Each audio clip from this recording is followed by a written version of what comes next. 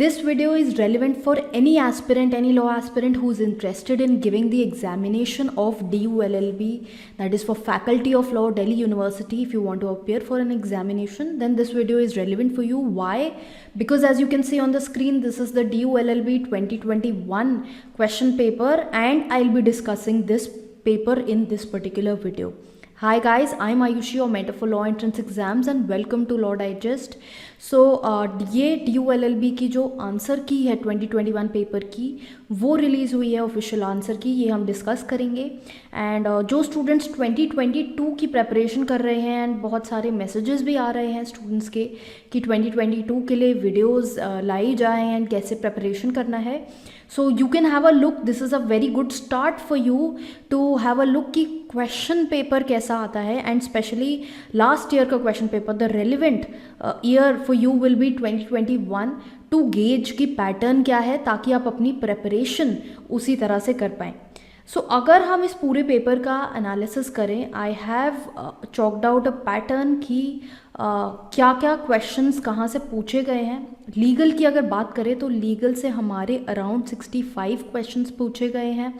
Then current affairs से 10, static GK से, this is GK mean static GK से 14 questions, English से 5 questions, maths से 2 क्वेश्चन, एंड लॉजिकल रीजनिंग से 4 questions. So in total ये जो 100 क्वेश्चंस हैं, इसका डिवीजन ये है. 65% paper is from. Now legal includes many thing as per me. Legal में मैंने कॉन्स्टिट्यूशन, कॉन्ट्रैक्ट, टॉर्ट, आईपीसी, जो 6 बेसिक लॉज हैं हमारे, जो इस एग्जामिनेशन के करना मैंडेटरी हैं, वो सब इंक्लूडेड हैं. यूनाइटेड नेशंस का कॉन्सेप्ट जो है वो इंक्लूडेड है, the whole topic of it. जो यूनाइटेड नेशंस के प्रेजेंट के 2021 या 2020 के करंट अफेयर्स के क्वेश्चन है, वो करंट अफेयर सेक्शन में इंक्लूडेड है. Then legal static GK is also included in this. Legal reasoning is included. Legal terms and maxims are included. So let's begin with solving the paper, and let's see कि किस type के questions आए थे. इस particular video में I'll be discussing the questions from legal only. 65 questions हैं जो हमें discuss करने हैं. So इस video में मैं 65 वो जो legal questions हैं वो आपसे discuss करूँगी. Starting with the first one. On August 15, 1947, cabinet consisted of Bhimrao Ambedkar as the first minister of law. That is correct. जो डॉक्टर B.R. अम्बेडकर हैं वो फर्स्ट मिनिस्टर ऑफ लॉ थे, वो हमारे फादर ऑफ कॉन्स्टिट्यूशन हैं. देन सरदार वल्लभ भाई Patel as the first minister of defense. This is wrong. The correct answer to this one is that he was the first home minister. अगर हम options में देखें तो हमारा सिर्फ only A is the correct answer. Now moving forward, let's directly go to question number 12, क्योंकि ये बाकी बीच में और सेक्शन से करंट अफेयर्स से क्वेश्चंस हैं.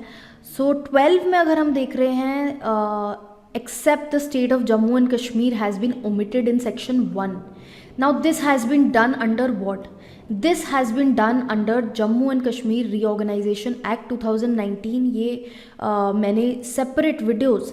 सो बेसिकली जो इस टाइप के टॉपिक्स आते हैं, जो ये लीगल करंट अफेयर टॉपिक्स हैं, इनकी मैं सेपरेट वीडियोस इंडिविजुअल टॉपिक्स पे करती रहती हूँ. जब भी कोई नया लॉ आता है, कोई अमेंडमेंट आता है, सो वो सारे वीडियोस आते रहते हैं. उसमें मैंने ऑलरेडी कवर किया था Jammu and Kashmir reorganisation act 2019 में, जहाँ पर ये रीऑर्गेनाइजेशन हुआ है. जम्मू एंड कश्मीर की फुल जो स्टेट थी वो अब डिवाइड हो गई है into union territories of Jammu and Kashmir and Ladakh. So 2 UTs बन गई हैं एक स्टेट की. इससे फर्दर एक क्वेश्चन ये भी बनता है कि अभी प्रेजेंट में कितने स्टेट्स एंड कितने यूटीज़ हैं. This is for the people who are appearing for 2022. जो 2021 का एग्ज़ाम ऑलरेडी दे चुके हैं उनके लिए यू मस्ट बी अवेयर. अगर आप इस चैनल को देख रहे थे with full awareness, then you must be aware कि 2019 में ये एक्ट आया है जहाँ पर ये चेंजेस लाए गए हैं. देन नेक्स्ट है X goes to a shop for buying an item. So ये जो क्वेश्चन है ये पहले भी जब हमने आंसर की नहीं आई थी, उससे पहले जब क्वेश्चन पेपर डिस्कस किया था on the day of the examination, to get a fair idea कि एक ब्रॉड आइडिया हम उस टाइम पे ले लेते हैं जिस दिन पेपर होता है. We discuss the questions, we take questions from the students and we discuss क्या पॉसिबल पेपर रहा है, क्या पॉसिबल मार्क्स बन सकते हैं, क्या करेक्ट आंसर्स हो सकते हैं.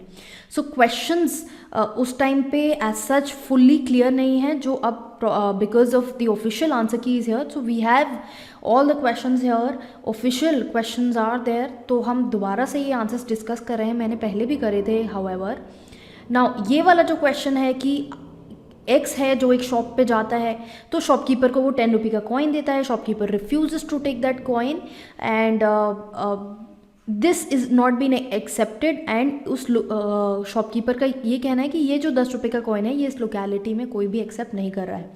तो अब जो इंसान है एक्स ने वो कॉइन दिया था, उसके पास क्या लीगल रेमेडी रहेगी. अगर यहाँ पर ऑप्शंस देखें तो ऑप्शंस में फर्स्टली इट सेज कि रिजर्व बैंक ऑफ इंडिया के अगेंस्ट केस फाइल करेंगे. Obviously not. Reserve Bank of India is the organisation जो नोट्स इशू कर रही है. We will not go against Reserve Bank of India, rather we have to go against the shopkeeper. तो shopkeeper के against हम क्या कर सकते हैं, हम पुलिस कंप्लेंट फाइल कर सकते हैं अगेंस्ट द शॉपकीपर कि उन्होंने वैलिड लीगल टेंडर जो है आरबीआई का वो रिफ्यूज़ करा है. पब्लिक इंटरेस्ट लिटिगेशन हम ऑब्वियसली नहीं फाइल करेंगे कि आप कॉइन को इनवैलिड डिक्लेयर कर दो बिकॉज एक शॉपकीपर एक्सेप्ट नहीं कर रहा है उसको. That is not the correct approach. ये थोड़ा कॉमन सेंस से भी क्वेश्चन सॉल्व किया जा सकता था. जब हमने पहले डिस्कस किया था मैंने बताया था कि sedition can also be an answer.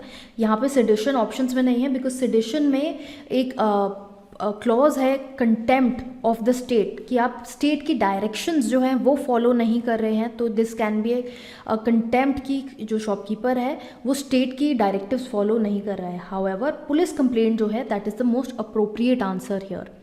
Then next is a person who helps another in commission of an offence. ये मैंने डिस्कस किया अभी जब हमने चैलेंजिंग क्वेश्चंस की बात करी. नॉर्मली अगर आप लेमैन्स लैंग्वेज में पढ़ोगे, अ person who helps another in commission is accomplish. Newspaper reports में भी आपने पढ़ा होगा अकम्प्लिस टर्म यूज़ होता है. अबेटर को लेके कन्फ्यूजन है. अबेटर मैंने पहले भी बताया था, अबेटर इंक्लूड्स इंस्टिगेट्स, एड्स और इंगेजेस इन कॉन्स्पिरेसी. तो ये जो एडिंग वाली टर्म है, adding actually means help. So the person is helping the other in commission of an offense. So as per me it can be either accomplice or abettor. यहाँ पर accomplice answer दिया है. People will be challenging the answer key. They've already challenged these questions. So let's see whether they change the answer or not. Then next is whoever causes. ये legal reasoning का हमारा question है. Principle से we have to just stick to the principle.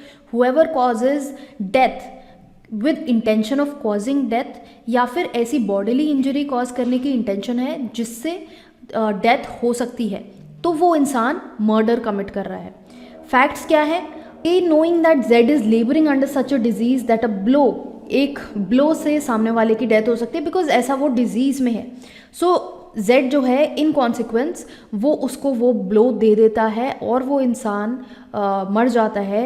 तो intention क्या थी यहाँ पे, इंटेंशन थी of causing bodily injury.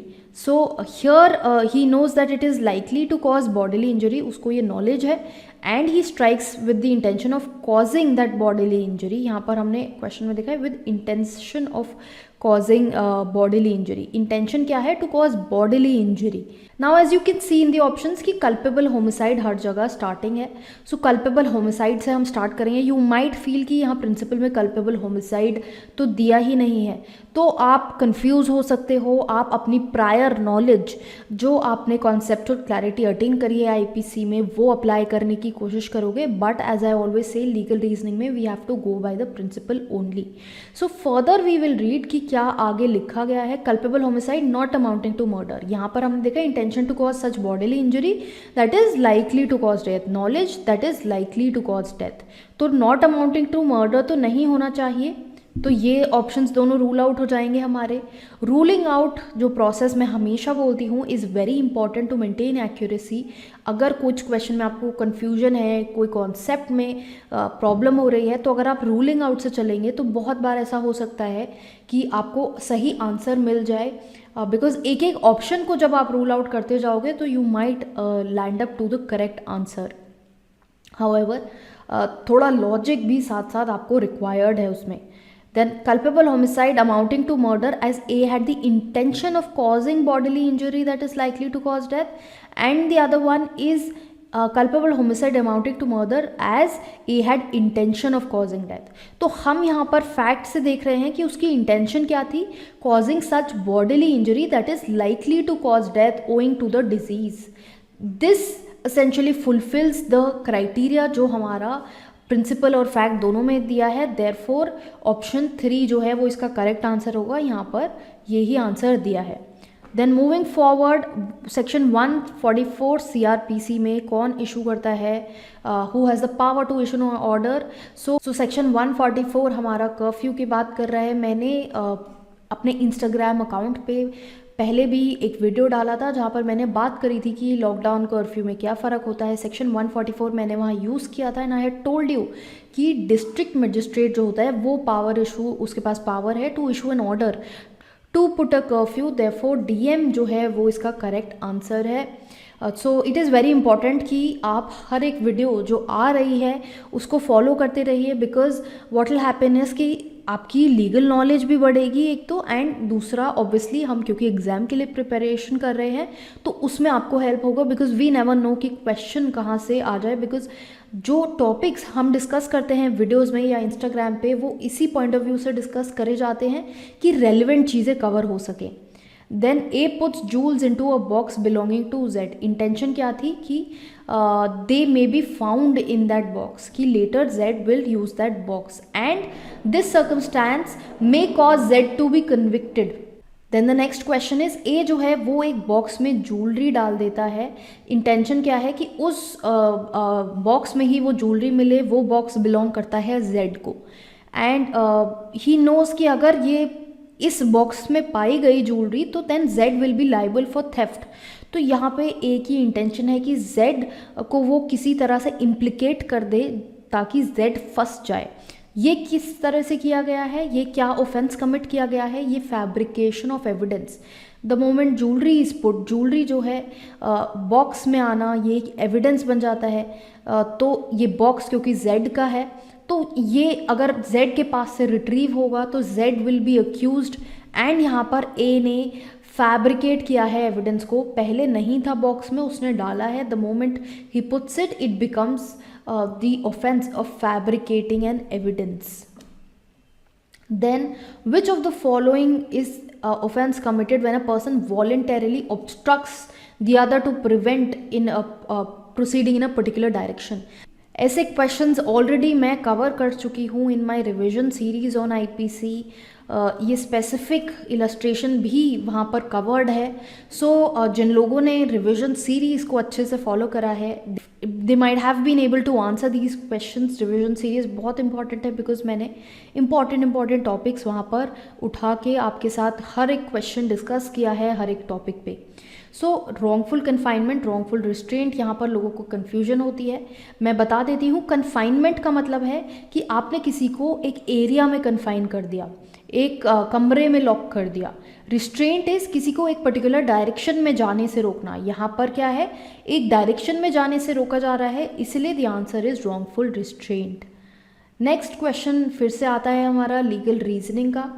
It says कि कोई भी चीज़ ऑफेंस नहीं है जिससे कोई हार्म हो रहा है किसी को एंड वो चीज़ जो करी गई है सामने वाले के बेनिफिट के लिए गुड फेथ में करी गई है, even if consent has not been taken. Now Z is carried off by a tiger and A fires at the tiger knowing that the shot may kill Z. अब A obviously Z से पूछ नहीं सकता कि क्या मैं इस tiger को मार दूं या नहीं. सिचुएशन ऐसी है कि कंसेंट ऑब्टेन करना पॉसिबल नहीं है. तो A fires at the tiger in order to save Z. इंटेंशन क्या है, गुड फेथ में सामने वाले को बचाने की इंटेंशन है. अब A ने जो फायर करा उससे Z को थोड़ा एक मॉर्टल वुंड लग गया. तो इसके में A का क्या ऑफेंस बनता है. यहाँ पर हमने प्रिंसिपल में देखा है कि कुछ भी चीज़ ऑफेंस नहीं है अगर वो ऐसे सर्कमस्टेंस में करी जा रही है. Therefore the correct answer is option 4, that is no offence as A fired at the tiger in good faith for the benefit of Z and did not intend to kill Z. The next question is robbery में क्या चीज़ included है। मैंने specifically एक video, एक playlist बनाई थी rather on criminal offences, जहाँ पर मैंने ये सारे थेफ्ट, एक्सटॉर्शन सब डिस्कस किया था। एंड मैंने थेफ्ट, एक्सटॉर्शन को एक्सप्लेन करने के लिए एक लाइव एग्जाम्पल भी दिया था, where in the robbers are coming in and I am in a room. You can watch that video if you want. The answer to this question is either theft or extortion, दोनों ही तरह से robbery करी जा सकती है।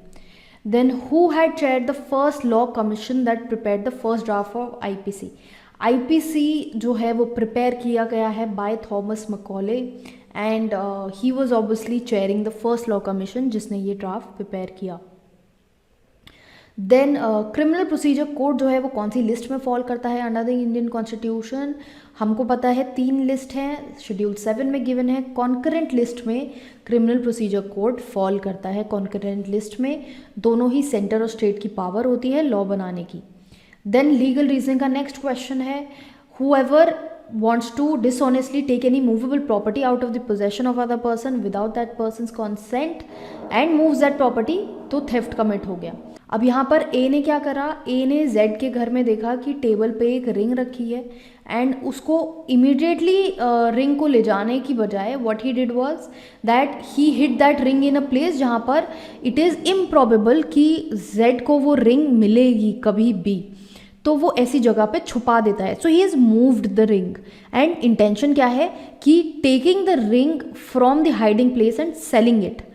तो intention जो है वो यहाँ पर बहुत रेलिवेंट हो जाती है because the options if you will see first and second option में स्टूडेंट्स माइट गेट कन्फ्यूज कि theft at the time of first moving the ring, क्योंकि अभी पीपल माइट फील कि थेफ्ट अभी हुआ नहीं है, वो प्रॉपर्टी को लेके नहीं गया है अपने साथ, वो वहीं पर है अभी।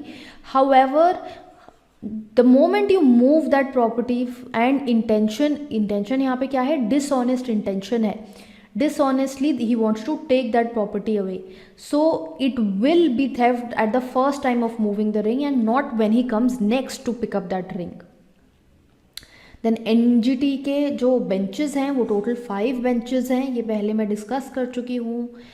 Then World Commission on Environment की जो रिपोर्ट है उसका टाइटल पूछा गया है। ये काफ़ी स्टूडेंट्स ने बोला कि ये चैलेंज हो सकता है। हाउएवर जो मैंने वीडियो डाली चैलेंजिंग की, वहाँ पर मैंने बताया कि यहाँ पे टाइटल वर्ड यूज़ किया गया है। टाइटल जो है रिपोर्ट का वो है our common future. This has been made by mister Brundtland, तो इसको ब्रंटलैंड रिपोर्ट भी बोला जाता है। It is also known as Brundtland report, but अगर स्पेसिफिक क्वेश्चन की लैंग्वेज के हिसाब से जाएं तो आंसर आर कॉमन फ्यूचर ही है। Then next is main objective क्या है UNFCCC का। The objective is stabilization of green house gases. Then advocate mister MC Mehta, he is known for what. ये मैंने पहले भी बोला था कि मैंने ये वीडियो में बहुत से केसेस आए 2020 में, 2020 टू 2021 का जो हमारा रेलिवेंट एरिया है वहाँ से केसेस आए इस पे, एंड मैंने स्पेसिफिकली केसेस डिस्कस करते हुए बोला था कि MC मेहता जो हैं वो एक बहुत एक्टिव लिटिगेंट है इन्वायरमेंट लॉ को लेके। So the correct answer is that he is a person who is known for public interest environmental litigations. Next, noise pollution को कब इंक्लूड किया गया इस एक्ट में? ये दिस क्वेश्चन आई फील कि ये क्वेश्चन पूछा नहीं जाना चाहिए था, बहुत ही फालतू का एक्स्ट्रा टफ क्वेश्चन बना दिया है। ये 1987 में ऐड हुआ था। However if you will see her paper में ऐसे क्वेश्चंस आते हैं, तो आप ऐसे क्वेश्चन में को तभी अटेम्प्ट कीजिए if you are short your answer will be correct. Otherwise you can safely leave such questions because ऐसे क्वेश्चन से नेगेटिव मार्किंग होने के चांसेस बढ़ जाते हैं। Then moving forward, let's come on to question number 36. 36 is only the party who has suffered legal any damage or injury can approach the court of law. अब ये जो rule है ये किस प्रिंसिपल पे बेस्ड है? This is based on the principle of locus standi. Locus standi मतलब कि आपकी क्या अथॉरिटी है, what ground do you have to approach the court of law. ये जो लीगल टर्म्स मैक्सिम्स हैं ये भी मैंने डिस्कस करे हैं। इंस्टाग्राम पे भी मैं ऐसे पोस्ट डालती रहती थी आप लोगों के लिए टू अंडरस्टैंड कि डिफरेंट टर्म्स का मीनिंग क्या है। हमने क्विड प्रो क्वो भी डिस्कस किया था कि दर समथिंग फॉर समथिंग, आप कुछ कर रहे हैं किसी और चीज़ के लिए. Status quo is to maintain the present state of affairs. Modus operandi is the mode of operation. So locus standi इसका करेक्ट आंसर बनता है. नेक्स्ट है, इनमें से कौन सा डायरेक्टिव प्रिंसिपल नहीं है. Easy question. Directive principle, fundamental duties आपको पता होने चाहिए कि क्या क्या फंडामेंटल ड्यूटीज़ और DPSP हैं. You need not remember the article numbers in specifics because at this stage it is not expected कि आपको सेक्शन नंबर या आर्टिकल नंबर्स पता हो. That is LLM level, LLM entrance level examination. So you need not remember such sections. Then organization of village panchayat जो है वो एक DPSP है. Equal pay for equal work, ये भी DPSP है.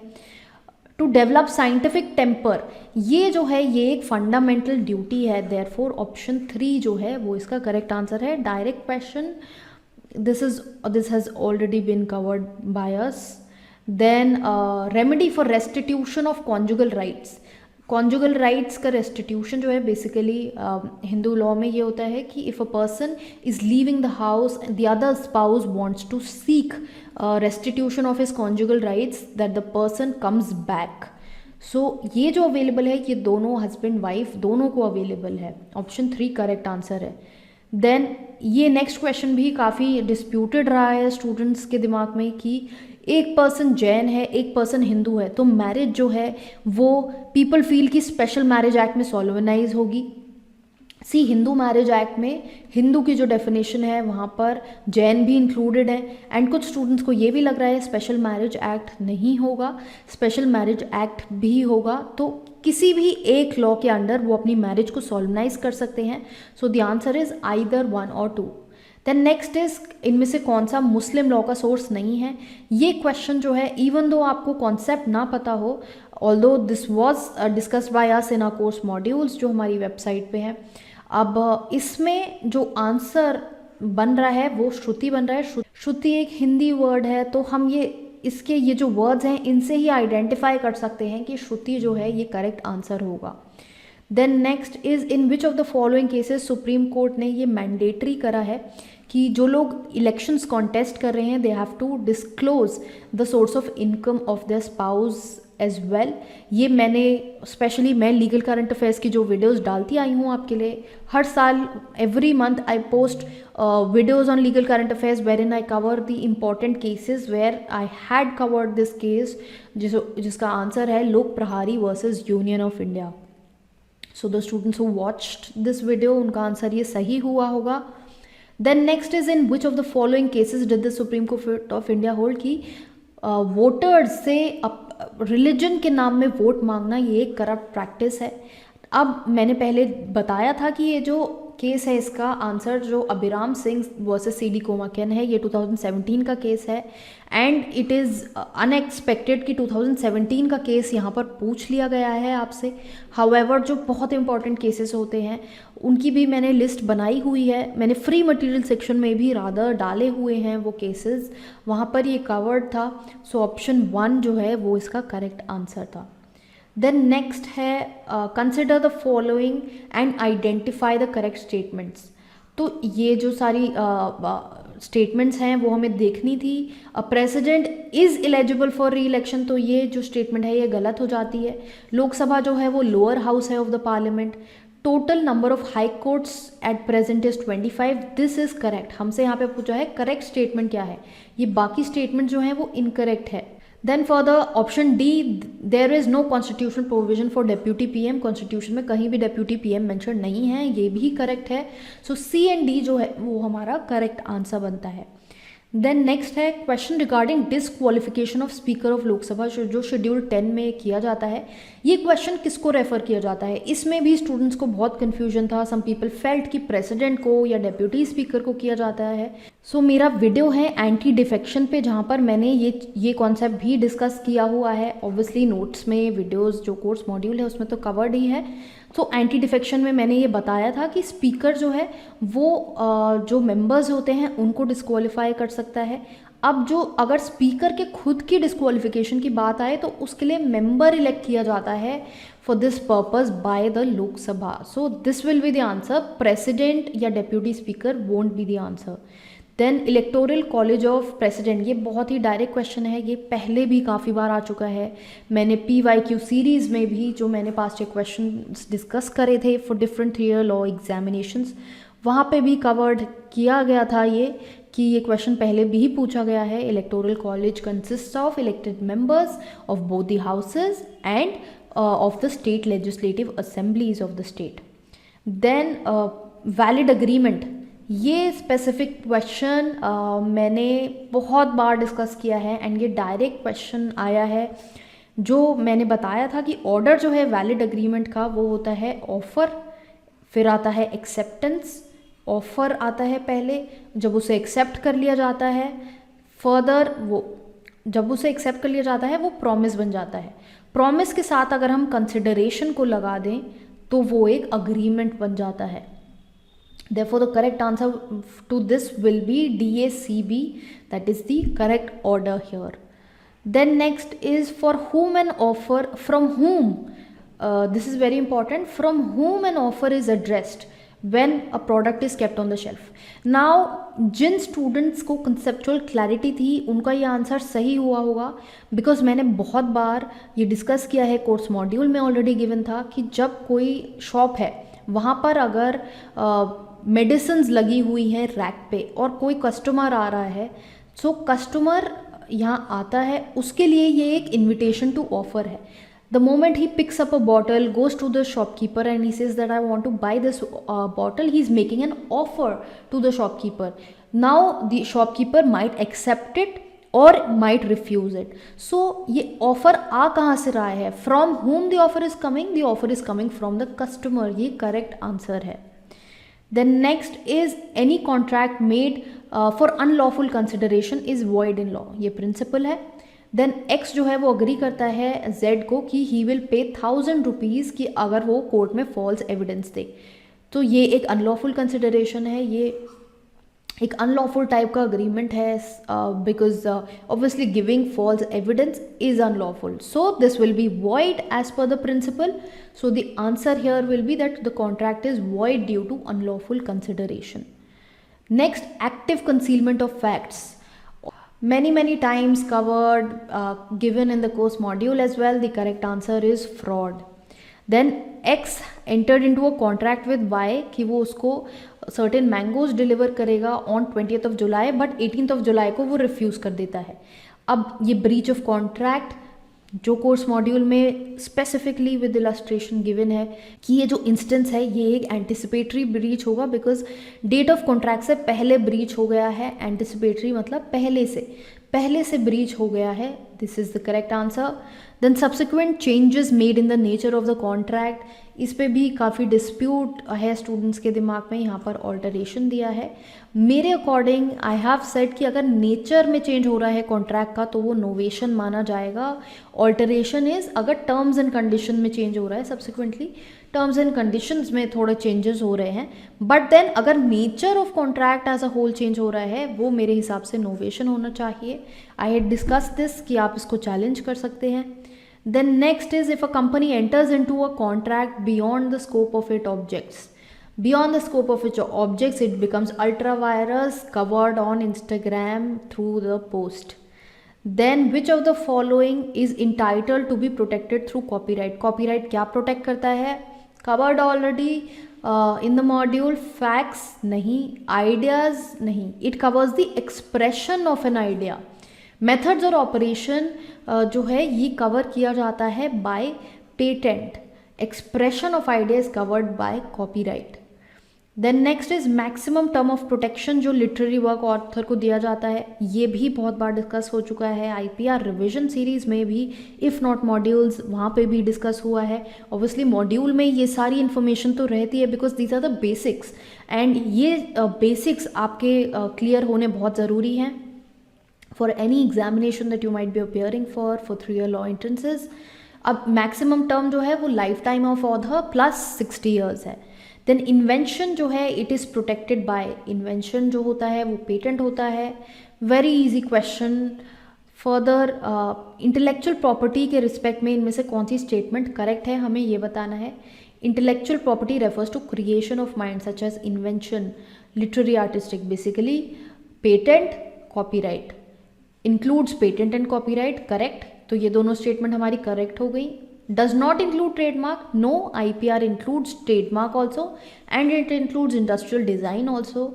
ये तो बेसिकली एक क्वेश्चन ऐसा है कि अगर आपने IPR पढ़ा भी नहीं है, इंडेक्स भी देखा है अगर IPR का, so you would know that these all things are IPR. तो इसके हिसाब से A एंड B सिर्फ करेक्ट हमारा आंसर बनता है.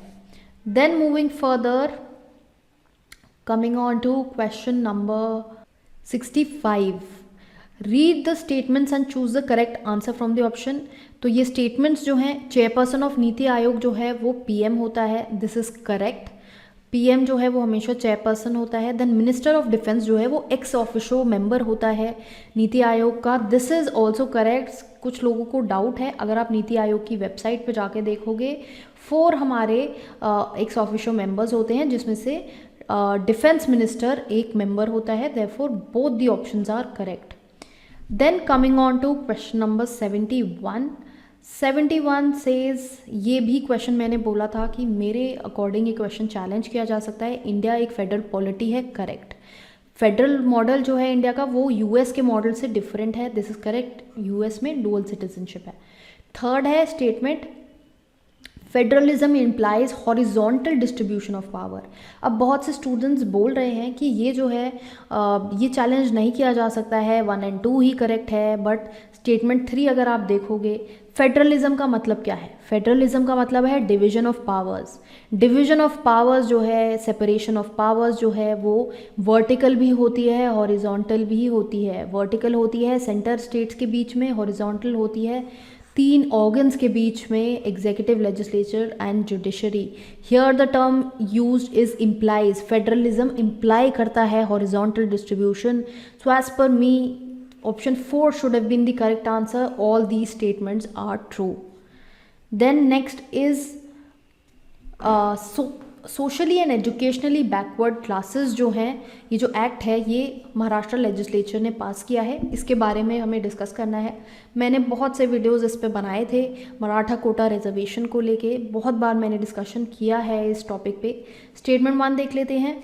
एक्ट जो है इसको चैलेंज किया गया है बिकॉज यहाँ पे जो मराठा रिजर्वेशन आ रहा था वो 52% आ रहा था, that is more than 50%, this is correct. Then जो लिमिट है 50% की एक्सप्रेसली नहीं मेंशन्ड है, आर्टिकल 16 में एक्सप्रेसली नहीं मेंशन्ड है. It has been given through the judgment of Indira Sahni versus union of India की बियॉन्ड 50% तभी होता है जब एक्सेप्शनल सर्कमस्टांस आप प्रोवाइड करते हैं. एंड यहाँ पर ये जो केस है ये मराठा गवर्नमेंट इसलिए ही हारी थी बिकॉज एक्सेप्शनल सर्कमस्टांस वो प्रूव नहीं कर पाए थे. Then the limit of 50% is not mentioned, it is not mentioned in article 16, ये करेक्ट है. सो ये लॉजिक से भी हो सकता था कि ये जो दोनों स्टेटमेंट हैं 2 या 4 इसमें से एक ही स्टेटमेंट करेक्ट हो सकती थी आंसर में. सो you could have eliminated options. Here the answer is 1, 3 and 4. Next है, which of the following principles can be located in the Constitution of India. ये principles हमने time and again discuss करे हैं.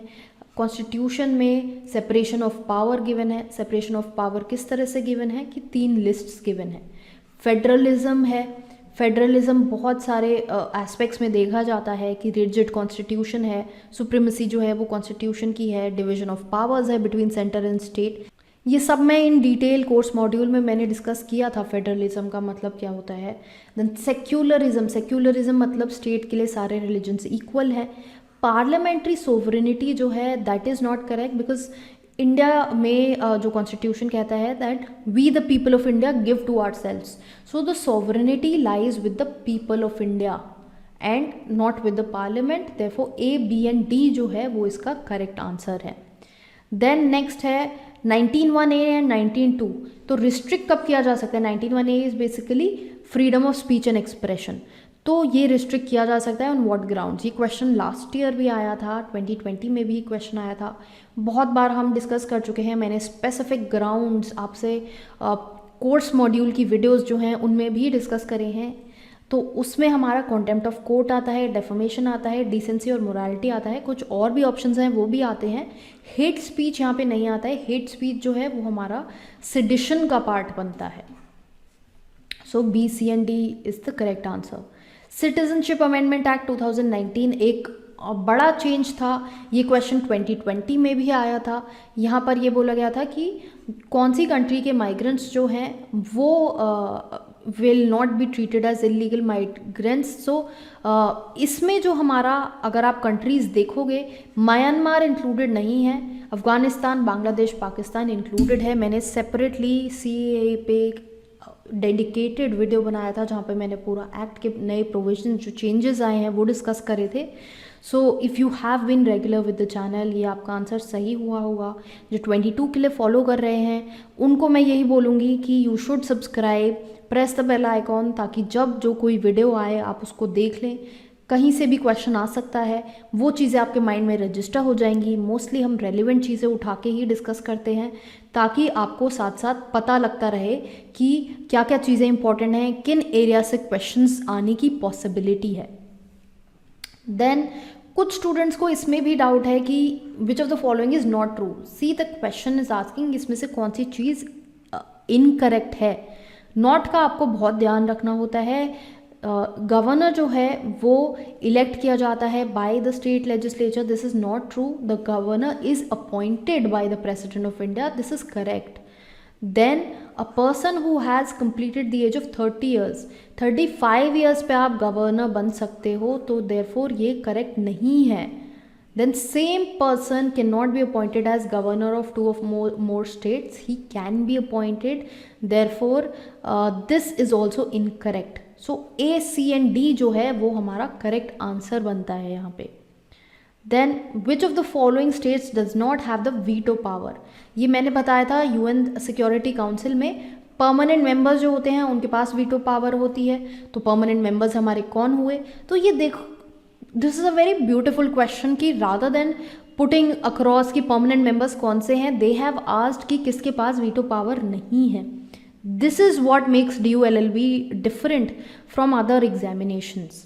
सो आपकी अच्छे से कॉन्सेप्चुअल क्लैरिटी यहाँ पे चेक हो रही है। अगर आपको परमानेंट मेंबर्स पता है, you would know that US permanent member है, रशिया परमानेंट मेंबर है, UK परमानेंट मेंबर है, जर्मनी परमानेंट मेंबर नहीं है, therefore Germany is the correct answer. Then कौन सी international organisation Gambia versus Myanmar जो रोहिंग्या जेनोसाइड केस सुन रही है अभी, वो ICJ है। ICJ is hearing. If you will read the news as well, बहुत बार ये आता रहा था कि रोहिंग्या वाला जो केस है वो ICJ में टेकअप हो रहा है। डिस्कशंस भी पब्लिक डोमेन में हमें देखने को मिले थे, तो ICJ ही इसका करेक्ट आंसर है। देन इनमें से कौन सी कंट्री है जिसने स्टैच्यूट ऑफ ICC साइन नहीं किया है? The answer is China.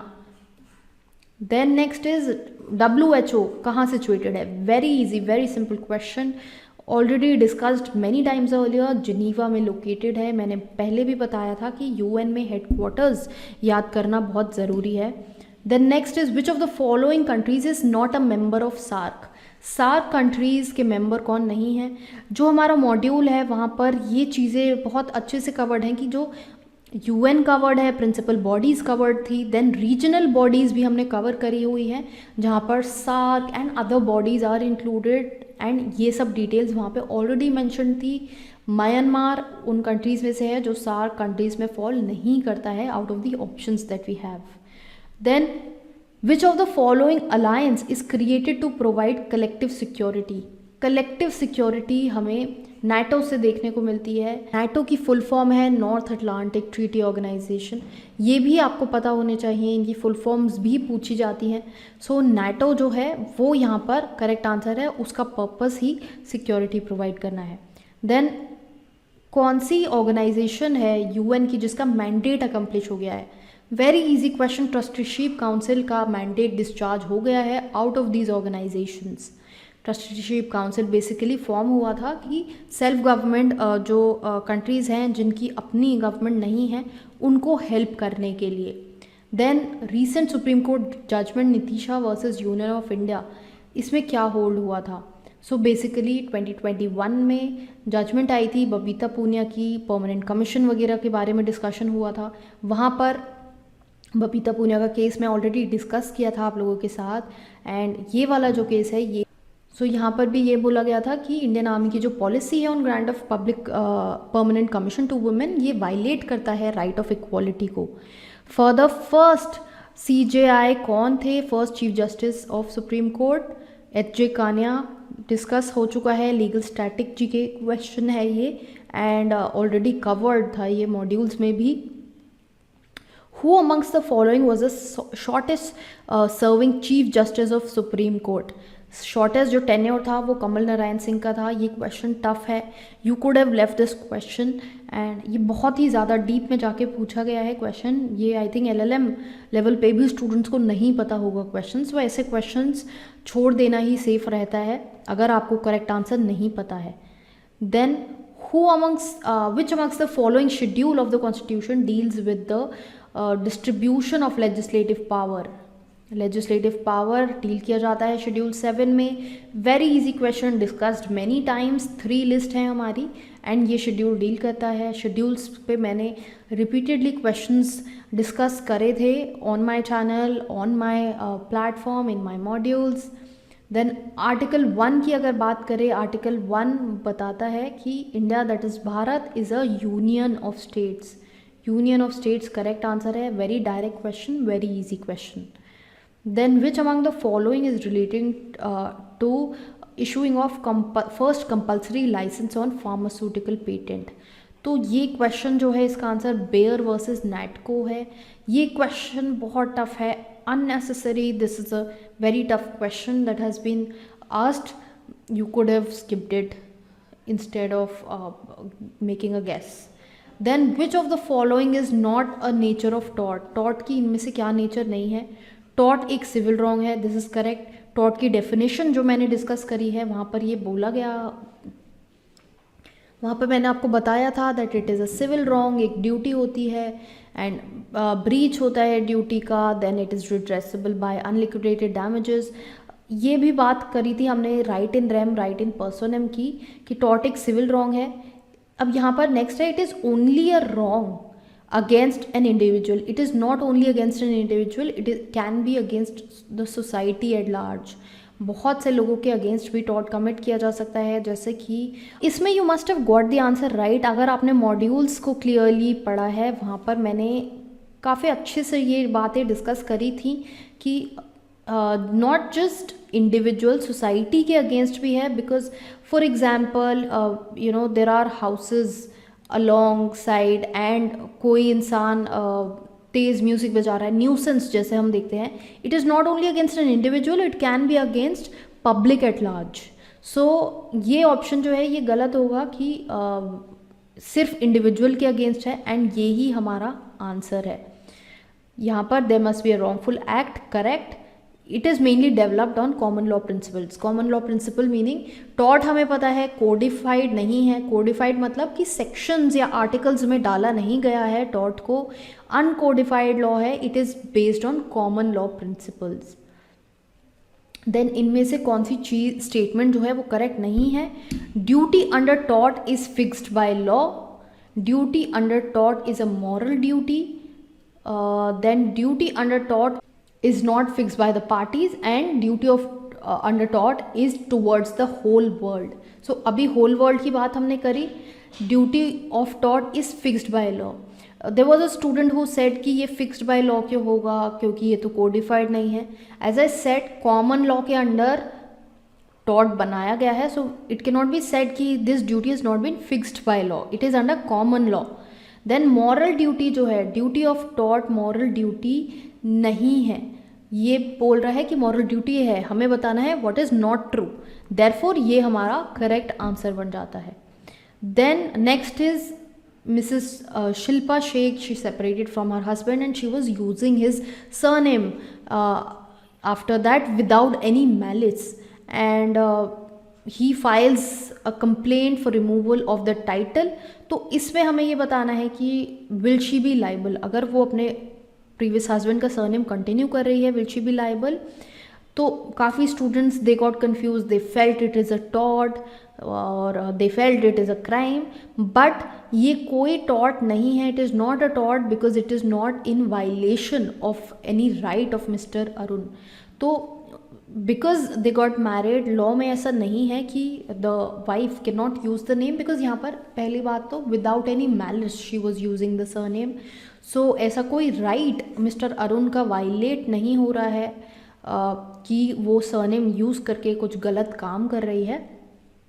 So she won't be liable for anything. Then next question, ये भी बहुत कंफ्यूजिंग लग रहा है स्टूडेंट्स को. यहाँ पर मैंने बताया था कि यहाँ पर ए और बी जो है इनके बीच में एक इंडिपेंडेंट कॉन्ट्रैक्टर का रिलेशनशिप है. कॉन्ट्रैक्ट में क्लियरली गिवन है कि जो ड्राइवर ए की क्रेन है और ए का ड्राइवर है, ये दोनों बी को दे दिए गए हैं अंडर अ कॉन्ट्रैक्ट. तो कॉन्ट्रैक्ट में क्लियरली लिखा है कि ये सर्वेंट होगा बी का. हर चीज़ facts and circumstance of the case पे डिपेंड करती है. ये दोनों ही बी के सर्वेंट्स हैं. This is under a contract.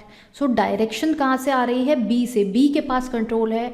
तो हम ये देखते हैं वाइकेरियस लाइबिलिटी में, अगर हमें मास्टर को लाइबल होल्ड करना है, हमें ये देखना है उसकी अथॉरिटी कितनी है सामने वाले पे. तो यहाँ पे अथॉरिटी जो है वो बी के पास है. देयरफॉर ऑप्शन बी जो है वो इसका करेक्ट आंसर है एज पर मी. यहाँ पर मिस्टर ए दिया है. Then next is the enforcement of which of the following fundamental rights guaranteed by constitution cannot be suspended by proclamation of emergency. Very direct question. emergency में हमको पता है article 2021 जो है वो सस्पेंड नहीं किया जा सकता है, discussed many times. So life and liberty जो है वो सस्पेंड नहीं किया जा सकता है. That is the correct answer here. Then next is which of the following rights is a part of freedom of speech and expression. यहाँ पर भी स्टूडेंट्स को डाउट आ रहा है. Speech and expression through internet included है, right to information included है, broadcast included है. राइट टू रिमेन साइलेंट में लोगों को कन्फ्यूजन है. Silence is also included. I have the right that whether I want to express और my self और not. ये भी मेरा एक फ्रीडम है कि मैं चुप रहना चाहती हूँ.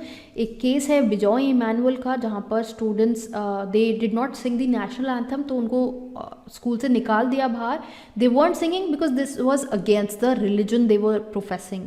बट द कोर्ट हेल्ड कि उनके पास राइट है to remain silent under their freedom of speech and expression under article 21 as well. Life and liberty, it is their choice. So यहाँ पर सारे ही ऑप्शंस जो हैं वो करेक्ट हैं.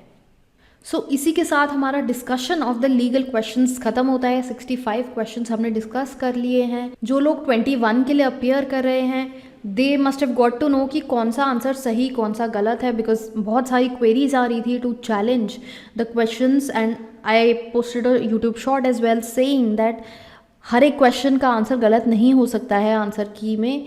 And it's a national level examination, इतनी गलतियाँ नहीं निकलेंगी. एंड फर्दर जो लोग 22 के लिए प्रिपरेशन कर रहे हैं you must have got an idea. And for the first time you must be feeling, because आपने अभी तक पढ़ा नहीं है, कुछ भी कॉन्सेप्ट्स अभी तक पढ़े नहीं होंगे, तो यू मस्ट बी फीलिंग कि ये बहुत डिफिकल्ट है. But believe me this is basic law.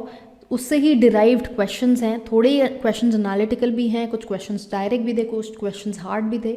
Her type के क्वेश्चन इंक्लूडेड थे इस पेपर में. तो जब आप कॉन्सेप्ट पढ़ना शुरू करेंगे आपको अपने आप क्लैरिटी आ जाएगी. एंड यूट्यूब पे obviously we keep discussing existing videos भी रेलिवेंट हैं. इट डज़ नॉट मीन कि 22 का है तो अलग से कुछ वीडियो आनी चाहिए. कॉन्सेप्ट जो है वो सेम है, that is static. Obviously we'll be discussing through different videos. 22 के लिए भी हम वीडियोज़ और लेकर आएंगे आपके लिए, because we'll be continuing with the preparation further. कुछ स्टूडेंट्स जिनका अभी 21 में भी नहीं हुआ है they might set for the 22 examination again. So हम वापस से सारी चीज़ें डिस्कस करेंगे. हाउएवर जो एग्जिस्टिंग वीडियोज़ हैं उनमें से कुछ वीडियोज़ भी रेलिवेंट है. And just in case you know you looking for any material to study from, then हमारी वेबसाइट www.lawdigest.in पे वो मटीरियल अवेलेबल है, जहाँ पर हमने होलसम कवरेज दिया हुआ है to all the topics, all the concepts, जिससे आपकी प्रेपरेशन इस एग्जामिनेशन के लिए हो सकती है. Because there is no one particular book that is present for this examination जहाँ से आप पढ़ सकें. अपार्ट फ्रॉम दिस अगर कोई डाउट और क्वेरी है कमेंट बॉक्स में डालिए. All the very best to people who appeared for 21. Let's wait for your results for 22. All the very best for your examination in 2022.